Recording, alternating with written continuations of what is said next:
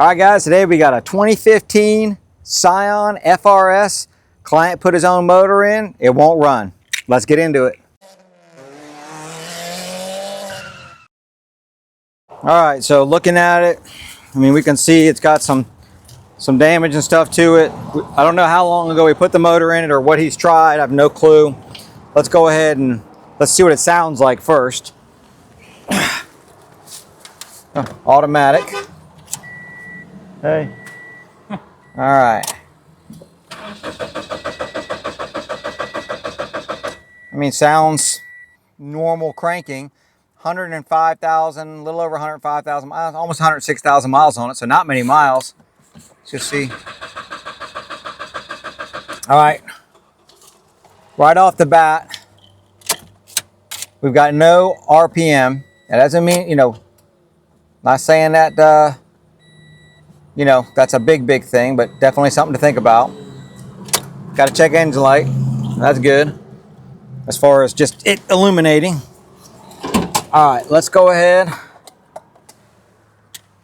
Need the key in it. Once I'm getting out of it. Whoa. All right. Let's take a look under the hood.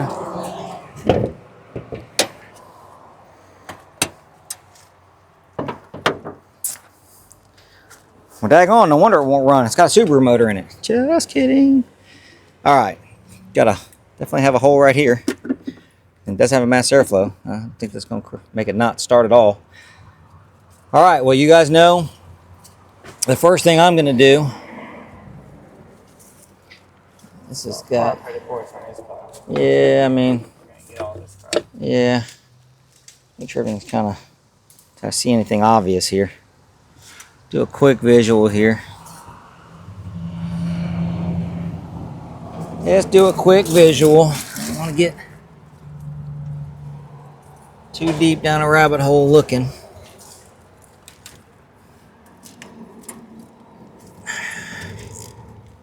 First thoughts is always just to see if something loose. Yeah, I'm just gonna see if somebody put down an engine in. Yeah, and putting an engine in, there's a lot of stuff you got loose, right? And you think you got everything plugged in, and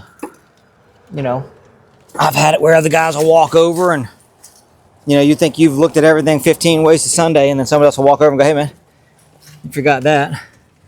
And then you go, "Whoops. I don't know where." I was just going to see if I could find the crank sensor on it real quick and just see if it's plugged in, but I don't see it. And that's a nice job right there. Got a little stack of washers there. Okay. I would say if you put his own engine, you plug the crank sensor in, but... I mean, it happens. Anybody could, the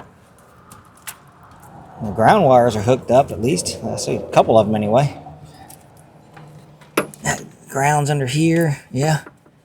Look like they are anyway. That's something that I always look for, which we're going to go down the right path here and we're going to find the problem, but I'm just looking for anything crazy obvious right off the bat. I don't know where the crank sensor is on. I see the cam sensors and they're plugged in. Okay. And it could be under the bottom. I came prepared. Got my fire starter fluid here. And I've got a spark tester and a Noid light, but I don't think either one of them are really going to do me a bit of good. The injector, I'm not saying it's impossible to get to down here, but definitely not the easiest thing in the world to get to. I don't know if I'm going to get my hand down in there, and nah, I'm not going to be able to get my hand down to it and unplug it anyway. And the other ones are going to be the same way. All right, that's okay. Whenever I come out in the parking lot or something like this, I'm always bringing these things just because I'm going to try to eliminate as much as I can even before I get it in the shop. So we'll put that there. We're going to get Sherwood in the car. I'll take the camera. You guys know I'm not the best at this. So we're going to shoot a little bit in this opening that they've conveniently left for us. Okay. What's our next step? Well, the next step is push this thing in the bay. So we're going to get it inside the shop, and then we'll start working our way down the right path, and we will find the problem. Okay. Oh, that's some kind of headlight deal. All right. We'll get sidetracked. Let's get it in the bay. We got it pushed in. It was the end of the day yesterday, so we're back on it now. I've done a little tiny preliminary. I've got a wiring diagram pulled up of the powertrain management. I did notice that this has got the dual fuel system on it. So it's got direct injection as well as port fuel injection. I tried to look up to see a little bit of description and operation on that, and I didn't have any luck finding anything really on that. What I was really concerned about, or what I want to know, is which injector is going to fire when it's trying to cold start it. So, okay, not the end of the world. We're still going to go down the path that I was kind of thinking of. I was going to attempt to get into if you remember yesterday, the coil. I want to make sure we got power to the coil and power to the injectors. Initially, I was pointing out the injectors under here that I want to check power to it. These are the these are the direct injection injectors. So the GDI injectors are down there. Can you see it? It's kind of dim. So right here, that's the GDI injector right there. So I don't know if that, okay. And that actually has a driver. I believe that this is the driver for those injectors. I haven't proven that out just yet, but it does say that on the wiring diagram that there is a driver module just for those. The port injectors are underneath these little metal covers right here. So what I'm going to do is I'm going to take this bar out, and I'm going to, because it's going to let me get my hand down in there, I want to get down into the coil. I want to see if we have power to the coil. Probably going to get this little metal cover off, see if we've got power going in the injectors, at least the port injectors. And that way it's going to let us know if we come over to the wiring diagram. And I'll just kind of show you real quick right here. All right, so, and what I did was I just followed the brown and white circuit out of it, and I followed it back. It goes down here, it turns into a green and red, and I just followed it out. So if we highlight that one, followed it out, and it comes up into that EFI main relay right here.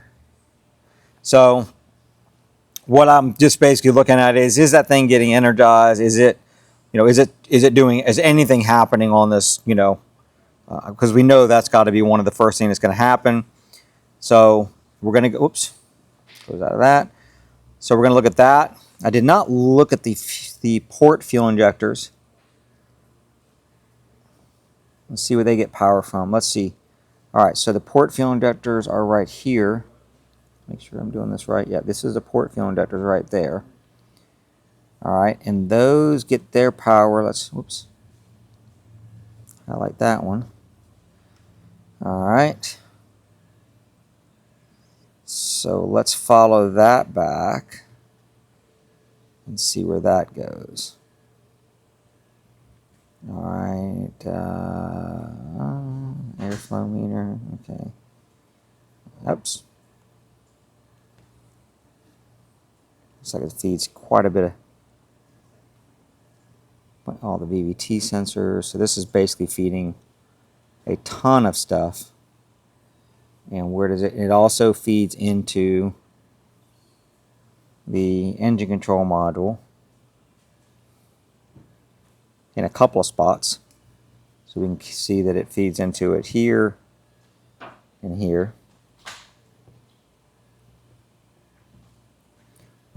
And that coming out of, holy moly. I'm trying to make this where we can all see it. All right, that's coming out of the EFI main 1 relay.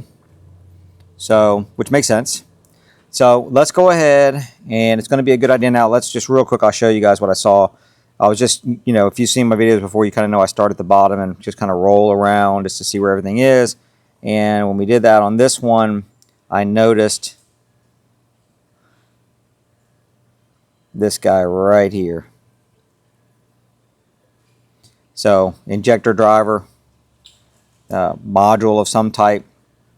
So, and then we can see the other injectors are over on the side there. We know right away that we've got to get power to our coils. We got to get power to our, I mean, pretty much the EFI main 1 relay looks like it's injectors as well as your VVT solenoids. So a lot of different components are getting powered from that. So that's going to have to get powered up right away. Let's go ahead, and it's just a real, basic check before we go down paths like, crank sensors and cam sensors, things like that. I did find the crank sensor. It is located back here, and it's going to be tough for you to see, but it is right underneath where my finger is. It's right in this area. So it is plugged in. That's first. I just wanted to know if it was plugged in. So it is plugged in. So here's my thought process. This is my path I want to go down to lead you guys down it with me, just so you know where I'm going with this. We're going to check power to the, make sure that these relays are actually being turned on and, the fuses are good and that kind of stuff. We're going to, if we have power there, then we're going to spin it over and see if they're being grounded, if they're being controlled. If they are, now we've got to go into, we've got to go to a little different route at that point, because when we spray fuel in this thing, it doesn't fire off. So that's gonna be a little strange, maybe timing or something like that. But if they are not being fired and these things are being turned on, then we're going to go down the path of crank sensor, cam sensor, correlation, things like that, or we have a signal coming out of them. Whenever you got engines getting put in, and this does look like it's a used engine, it does not look like a new engine. You never know as far as years and things like that, where maybe the pickup assembly or the tone wheel, whatever you want to call it, for the crank sensors or cam sensors might be incorrect. It might not be right for this year with this module. So lots of things can happen there. So that's my path that we're going to go down. Here is our port fuel injector connector. So we can get to that quite easy now. That looks like our high pressure fuel pump. I would say, maybe. Yeah, that's high pressure fuel pump. I'm trying to look at it with no light, because if I put a light on it, you guys are going to be blinded. All right, let's go ahead. Get access to this.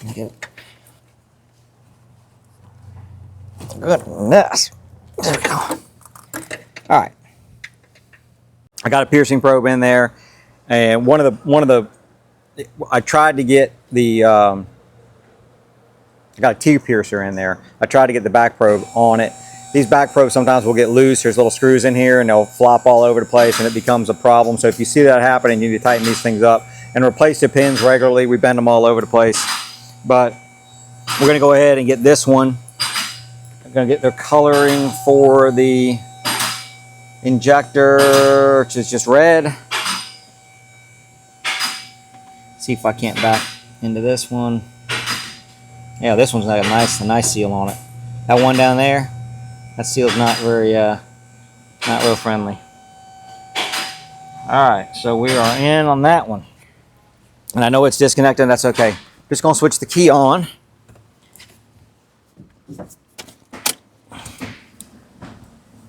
And we should have power.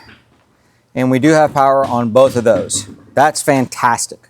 All right, so we've got power. So we know, what does that tell us right off the bat? We know that those relays are functional. The fuses are good. I'm going to plug this back in. And actually, I'm going to plug it back in. But first, I want to get on the other side, because we're going to see if we've got any kind of a control going to this thing. See, this back probe's loose too. I need to spend a few minutes getting these back probes tightened up. Some new pins in them. All right.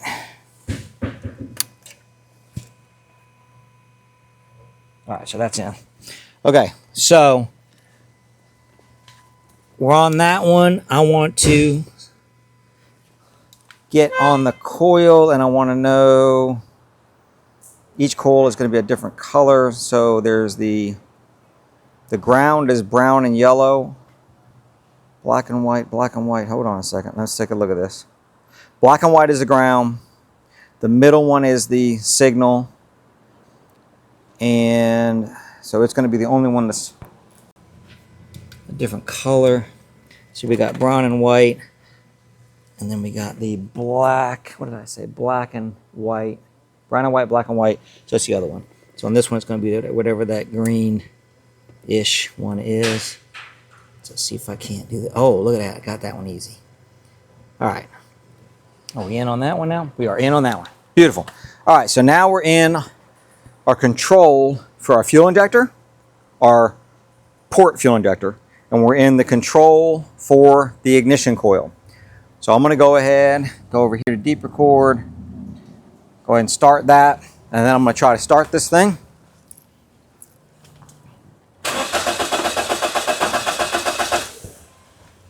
Okay. And did we get anything? All right, so we are on, the red is on our injector and the yellow is on the coil, and you can see that we have nothing on either one. So we have no control. This is kind of what we were hoping for-ish. I mean, we're just hoping for whatever it is, but this is gonna go down a little more of a, I think, an easier path for us, I hope. So we have no control going to either one of these components, which means that the engine module is not seeing what it wants to see there. I'm going to leave those actually hooked up. I don't know why I just unhooked that. I'm getting ahead of myself a little bit. Why I did that. Because once we do get this thing to fire off, I want to know if that fuel injector is actually controlled when it's on a cold start, which I'm sure it is.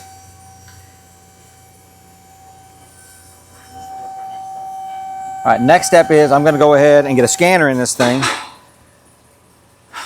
And I don't think we're going to get any useful codes, but I'm going to get a scanner. You know we're going to get something for that fuel injector right now. But I want to get a scanner and just see what we got. And I want to spin it over and see if we have an RPM signal into the scanner. So let me grab a scanner, get it in this thing real quick, and then we'll come back. Let's go into this thing and let's look. I'm just going to go into the ECM on this thing just because I don't want to, I don't need to go into BCM and all that kind of stuff. Well, I say I don't need to go into the BCM. Let's just check one real quick thing and make sure. It says it lost communication with the ECM. Okay. Let's go back into this. Let's see here. Mass airflow, throttle position, transmission, mass airflow, throttle, intake air. Intake air temperature sensor is going to be in with the mass airflow sensor. We got transmission issues. Let's go and look in the transmission. Lost communication with the engine. All right, tell you what we're going to do. This is not something that I would normally do, but we have no idea on this vehicle what's been done. Lost communication with the engine control module. Transmission malfunction. That's cruise control, same stuff. All right, we're going to clear this out.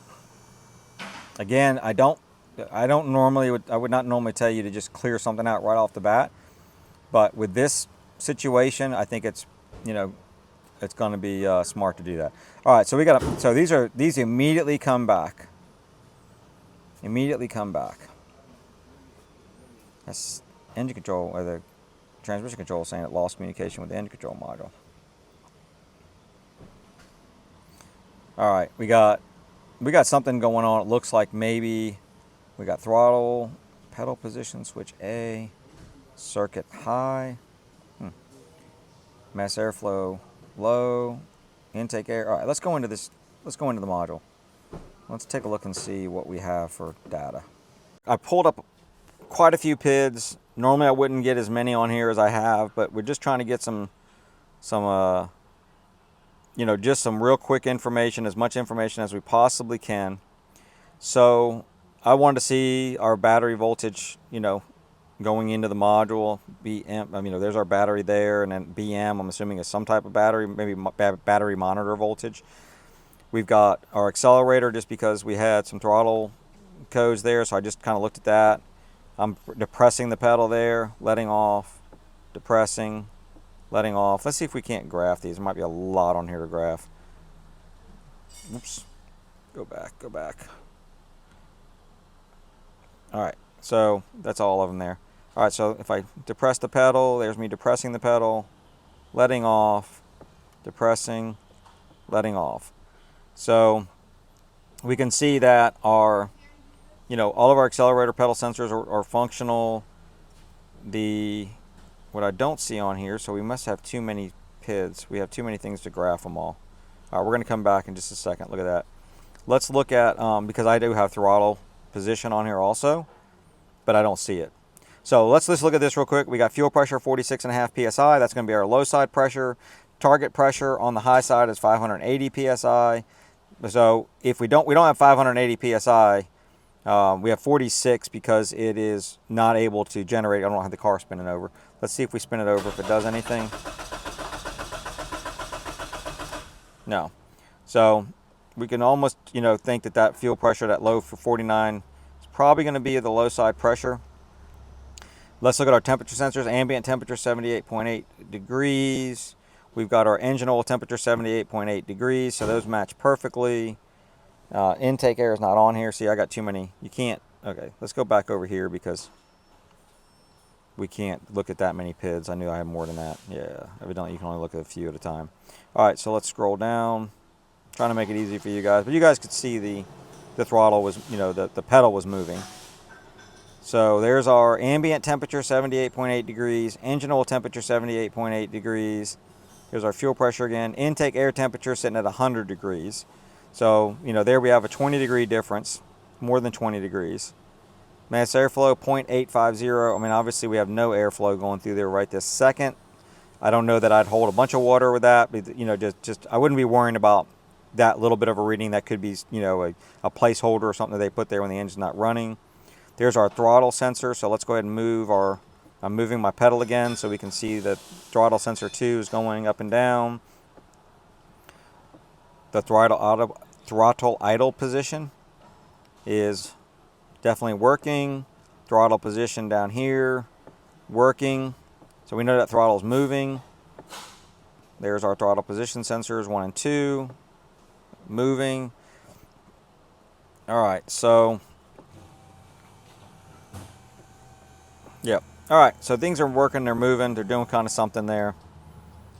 All right, let's do, I thought I had RPM, but that RPM is not going to read fast enough. We're going to back out. We're going to unselect. Let's go back into engine RPM. I don't think we're going to get anything here. Let's just see. Nope. All right, so let's go ahead. I mean, what have we determined real quickly? What have we determined? We've got no spark. We got no injector pulse. We got no engine RPM. We got no tach. We've got some codes for mass airflow, which is plugged in. We don't know. I mean, it's a Denso part, so we don't know if it's been replaced or not. The throttle's moving, all that's good. So we're not going to go down the rabbit hole of those codes. I want to know why we don't have engine RPM. That's what we got to have. We're going to have some type of a signal for engine RPM to get this thing to crank and run. So we're going down that path. I want to get into the crank sensor. I don't know if it's going to be easier to get it at the crank sensor or at the engine module. So we're going to get into the crank sensor and all the cam sensors on a scope. Let's pull them up. Let's see, do we have signals and are they in time? All right, so it is, I don't know, is this the next day? I think it's the next day. It is. We had a little hurricane scare. We closed the shop down and it's the most beautiful day you've ever seen. We got a little bit of rain, so it actually skirted down below us. So we didn't get it hit, but we already told everybody that we're closed. So nobody's here except Chris.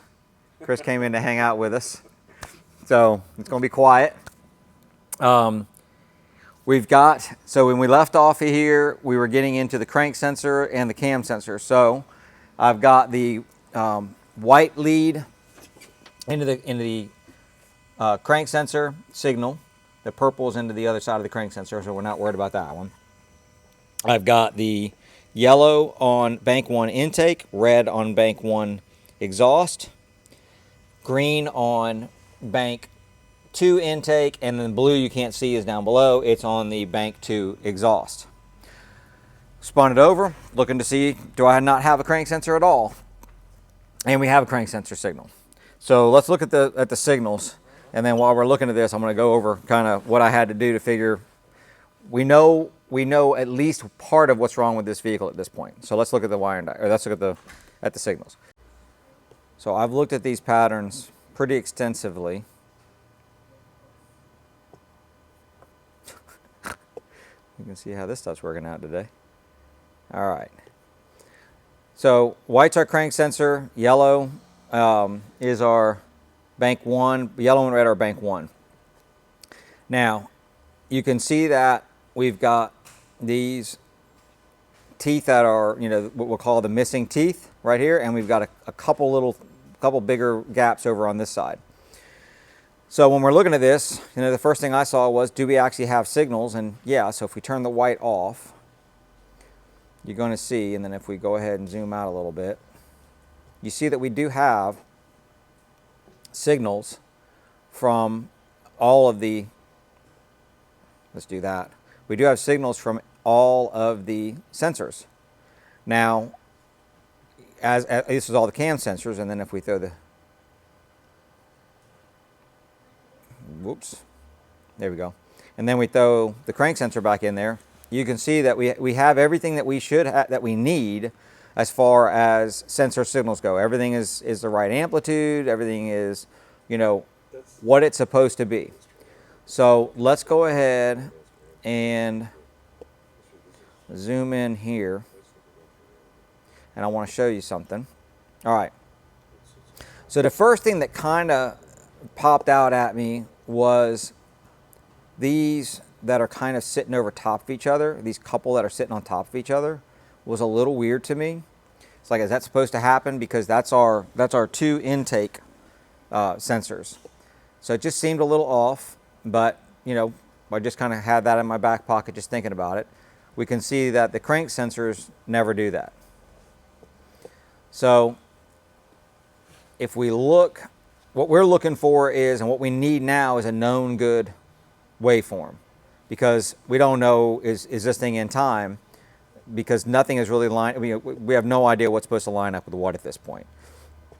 So let me go ahead, we're going to zoom out here, we're going to go back into this. I just want to bring up where I've got the cursors. You guys can see the cursors are right here, and I'll show you why in just a second. All right, so really what we would need to do is like count in teeth and, you know where these things are supposed to line up, but we need a known good. I did a search online, because this is not a very common car, obviously, and I was able to find Bernie actually did a video on the Automotive Test Solutions channel a few years ago where he had one of these that was setting a code for, I think it was a timing code, but it was running. So I saw he didn't have a known good waveform at the time. He went on Diagnostic Network. If you're not on that, you should jump on that. That's a really good resource. And a guy named Rudy had a known good. So Bernie got the known good from Rudy, and I was able to get that known good. So that was my first step, and I'm going to show you why that was my first step, because it wasn't everything I needed. Unfortunately, when this capture was made, the person who, Rudy, I think, had this, or got this capture, I don't know how I'm sure he's the one that got it, only had a 4-channel scope. So he was only able to get the crank sensor, and he got the crank sensor and he got the intake and exhaust on bank 1, and then he had a separate file with the crank sensor with intake and exhaust on bank 2. So what I'm saying is that these waveforms won't help me to eliminate why those intake cams are lined up, because I don't have one with both intake cams on the same pattern or on the same same waveform. But we do have a waveform with the intake and exhaust on bank 1 where we can look where it lines up on the crank sensor. So let's look at that. So this is that waveform, and if we zoom in, we can see, and I believe that this is the exhaust cam on this. Let me see if he's got this. Let me see if he has this. I can't see. I don't know how to see that.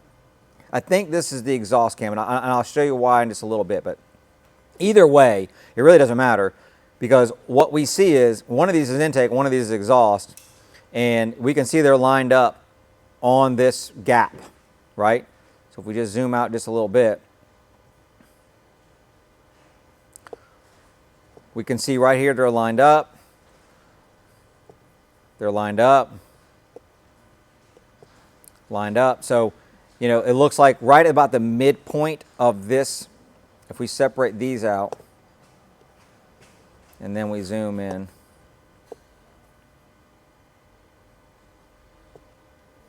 I'm going to take the yellow, bring it up a little bit.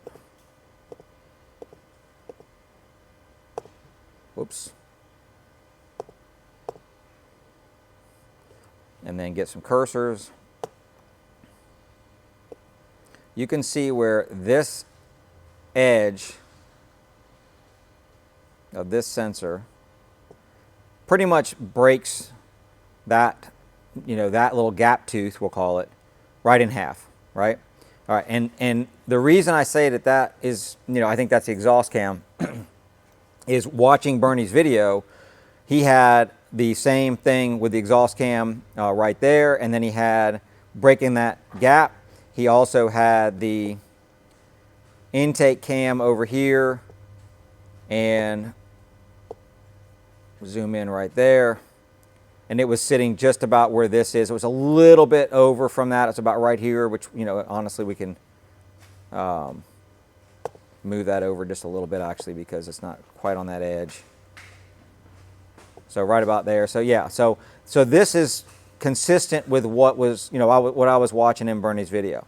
Now, that's good, and we can definitely see that this is not in any way, shape, or form. So this is our intake cam, this is our exhaust cam on bank 1. So let's go ahead and just bring those two up.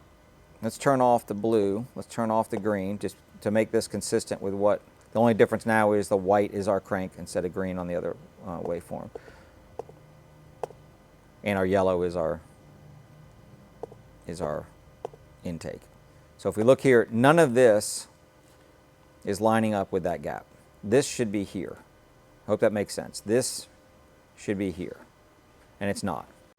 Are those supposed to be lined up? I mean, how many problems do we have with this vehicle? Are those intake cams supposed to be lined up on in any world, right? Because then because right now what I'm looking at is this engine sounds normal. This engine spins over and the timing sounds normal. But we can see that there's a timing issue. So I need to know, you know, are those cams ever, you know, is there something, this is a used engine, is there something going on with the tone wheels? Is this, I don't know. So I went on, I think it's Rotkey, ROTKEE.com. Another good resource. If you're not on it, jump on that, because a ton of waveforms. This is that website. So I jumped on here and I just punched in, Subaru, because it's a Subaru engine, and it just had 18. I didn't put in I guess I can put in the engine here. Let's just see.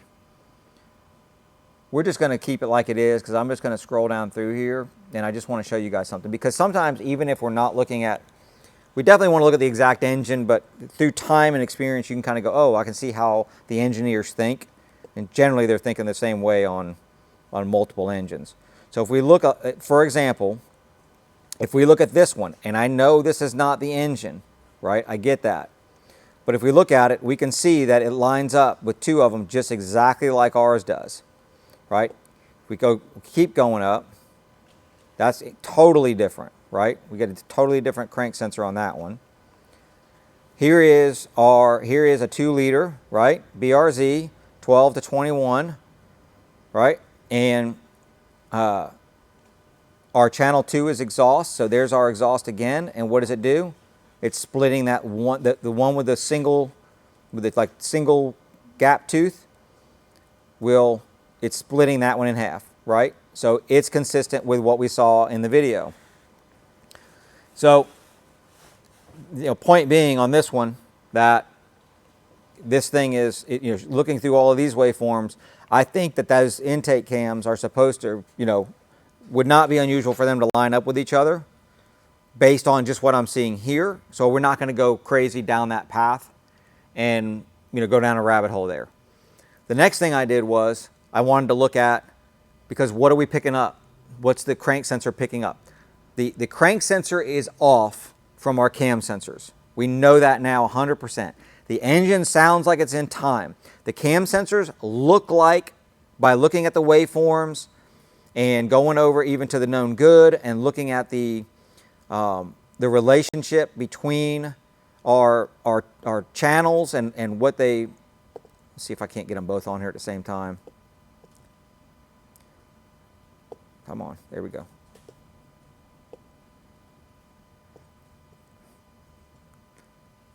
So if we look, it's really hard to do this. The only thing that I will say is different on this one, if we look at the exhaust signals, both of the exhaust signals, and let me go over to this one, we'll show you. Because this I have not figured out yet, but I don't want to go down the rabbit hole. Notice how both of the intake signals go up and the exhaust signals go down. Every other pattern that I've seen, that's opposite of what everybody else is just showing that starts at ground and then goes up 5 volt. It's a 5 volt signal. So I don't know about that yet. We do have some codes in here for like the intake sensor or the intake air temp and mass airflow, and we got some stuff there, but I don't think that that's going to be an issue with the way our relationship is on our crank to cams, because the cams are definitely out from the crankshaft. So again, we've got a used engine. Let's go down a logical path. Let's not go down rabbit holes, because we have a high probability of having multiple issues here, but we got to get one fixed first. The next thing I did was I wanted to know what this crank sensor picks up from. What is the component that it picks up from? Chris just almost fell over. So I went on and I just, looked. I went on everything, on All Data, Pro Demand, MotoLogic. I couldn't find anything on a flex plate. I couldn't find anything on it. And it's an automatic transmission. I put in flywheel, I put in flex plate, I put in drive plate. Nothing would show any kind of a picture of what I was looking for. Went to crank sensor, looked for that, see if it was showing me tone wheel. Went through all that, and what I ended up doing was just punching in this vehicle up here and looking for the flex plate. And then I start looking through here, and I see that most of these are manual transmissions, but then we have this one, right? And it says manual, but it looks different. And again, we're kind of, we're grasping here, but we're trying to figure things out. And this is what it looks like. Now then I'm like, okay, could this even be partially right? Now, I found out this morning, as Chris was in here talking, this is it. That's the tone wheel is smaller, and that little hole is supposed to line up with a small dowel in the crankshaft. Perfect. So, as I'm doing all this over here with this engine, Chris is like, we've got that same car over in St. Mary's that we're putting an engine in. And I'm like, oh, that could be really helpful to know, because I need to see now, and you just told me what I wanted to know was, let's look at this thing real quick, and I'm going to tell you how I determined that I thought this was right, and a little bit of got to be a little bit of an investigator here to do that. So let's jump on here. Let's look at this. So I went in, I got to this picture, and all I did was I started counting the teeth, right? So, if we count the teeth on this, we're just going to start at this flat one right here. That's 1, that's 2. This is one of our, missing gap teeth. This is the single one. So, and this is our double one. See how it's got a little missing gap here and a missing gap there, and it's got, the tooth in the middle. So let's go 1, 2, 3, 4, 5, 6, 7, 8, 9, 10, 11, 12, 13, 14, 15, 16, 17, 18, 19, 20, 21, 22, 23, 24, 25, 26, 27, 28, 29, 30. So there's 30 teeth, right? If we come over here, and this isn't ours, we're going to get ours up here. We get ours, and this is why I had the cursors in here. I'm not going to sit there and count them for you guys. I just counted those, and it's just, there are 30. If we go to the top of these, there are 30 of them. From here to there. So we know that this thing, at least, now I know because you told me it's right, that's what it looks like, yes, right? Yes. But if we didn't have this engine over here and we didn't have the knowledge of Chris coming over here going, hey, we got an engine sitting there. I mean, what's the odds of us having this thing over there, apart? If we didn't have that, we can look on here and go, makes perfect sense that flex plate is on this vehicle. The teeth count are correct. That's it. All right, so then we got to go back to that and look at it and go, well, how can this be in here incorrectly?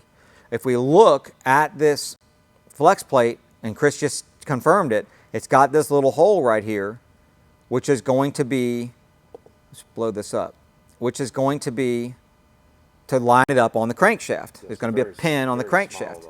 Huh? It's barely raised from the crank. So barely raised from the crank. Yep. Here's my belief. This flex plate's on this car wrong. Now, we have no injector pulse. We have no spark. And I've triple checked that again just to be sure. Because it does seem a little strange to me that we have none of that, right? We have no RPM signal into the engine module, right? It's not doing anything. You would think it's picking up something. It's picking up the crank. I mean, it's clearly we have a signal here coming out of the sensor. We clearly have signals coming out of the cam sensors. Now, we don't know if they're getting to the engine control module. The engine control module is under the dashboard. It's not impossible to get to, but I mean, at this point, do I really want to go down that path of getting to that and verifying these signals are getting to it? No, we know from looking at these waveforms, we 100% know that this thing's out of time. The things that we don't know is, if this thing's out of time, will it not fire the injectors? Will it not fire it won't even try, right? We don't even get a couple pops or anything when we first go to crank it. Will it just not try at all, right? We don't have any, cam crank correlation codes. Will it not set those because it hasn't even run? It has to run to set those. We don't know that. The other thing we don't know is why these two sensors, these two exhaust sensors, are starting high and being pulled low as opposed to starting low and going high. So these are still some questions, but we have to take a logical path. The first thing we got to do is get this thing in time. So if that pin is really, really small and just not sitting proud too much, maybe they've got this thing twisted, pushed on there, right, and didn't realize it and just put it on, and it'll probably rotate and go in every other direction, I would imagine. It's So got the pins, but once they put it off, it's off. Yeah. So now if it had a really big, tall raised one, right, I'm saying I'm doing that, but then it would be hard. It has a relictor plate, then it has a flywheel over it, or flex plate. So basically, the little pin holds just the reluctor in place, and you put the flex plate on top. So they could have smashed it all in there. Yeah. Yep. Or they could have one piece of it in right and one piece of it in wrong. That's true. Right? That's possible. We don't know. We're going to have to take it apart and see. We've got the transmission out of the vehicle. It's sitting over on the stand over here. We have not taken the flex plate off. The tone ring is behind this flex plate. So we're going to take these bolts out. We're going to pull this flex plate off. We can't tell the position of the tone ring or anything at this point with everything's covered right now. So we're going to take this, let's take these bolts out to start with.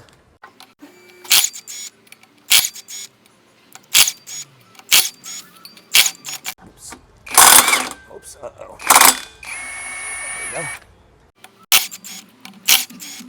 I don't know why this gun does that. It's kind of weird. All right, so I'm gonna leave that actually. I'm not gonna take that one all the way out yet. We don't know where anything's at right now or what we're gonna be up against, so we're just gonna be sure.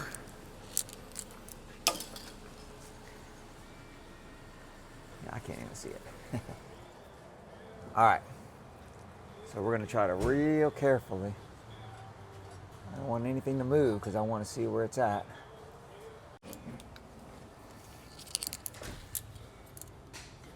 This was sitting right in here.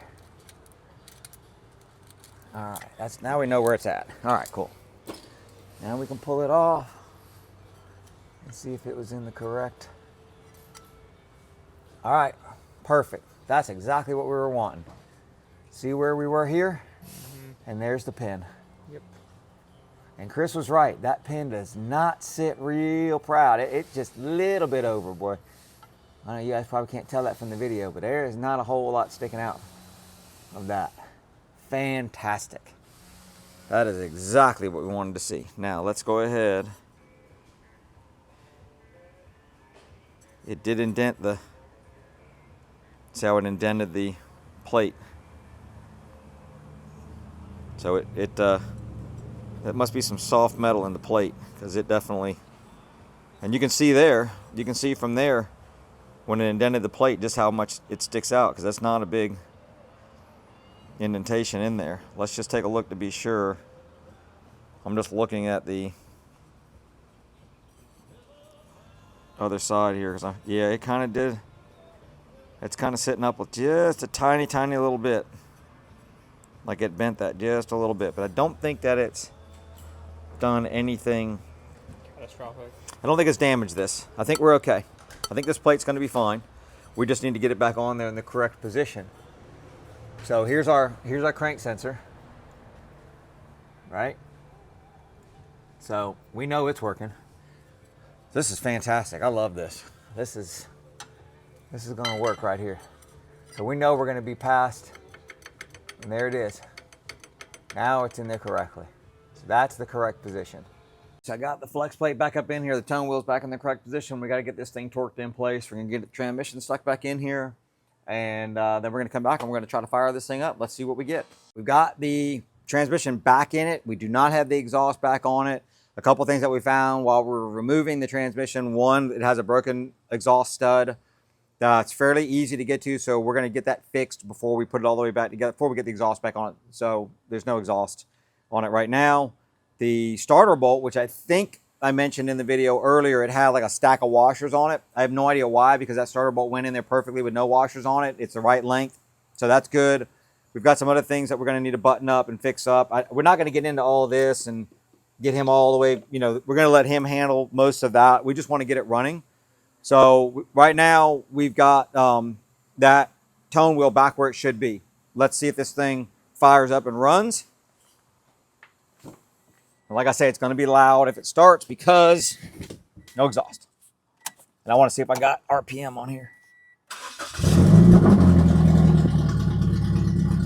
Good RPM.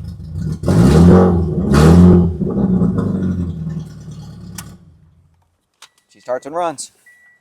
So I do not have the scope hooked up to it right now. We pulled that off. I needed to use it on something else. I am going to connect that back up. I am going to get a known good off this vehicle with all 4 cams and the crank, just because that's going to take me a few minutes to get it hooked back up. But as rare as this vehicle is, even though we've got one in St. Mary's at the same time, it still is one that people might need that. We might need that in the future. It's going to work, I think, on the Subaru model of this vehicle also. So it's good to have that. I do want to give a shout out to, remember we got that off Diagnation through ATS. So obviously a shout out to Bernie and Jeff at ATS for getting that file to me. A shout out to Rudy on Diagnation for getting it to them originally. And you guys, you know, go on that Diagnation. It is a subscribed site. It's not any kind of, you know, sponsor or anything for them, but it's a good site to be a part of. Also that Rotkey, ROTKE, you'll put a link down there. That's free. So go on there and for known good waveforms. So this one actually turned out to be a really fun one because one, without a scope, I know a lot of people say, you know, do stuff without a scope, try to there'd be no way to diagnose this vehicle without a scope. Without a scope and a known good waveform, 100% would be lost. And this is, you know, that was a very, very small, you know, dowel pin. That thing was just protruding just a little bit. This is a super easy mistake to make. I totally get why he made it. You know, or if he even pulled it off, it might have been like, who knows? I mean, I'm assuming that the engine didn't come with that on it.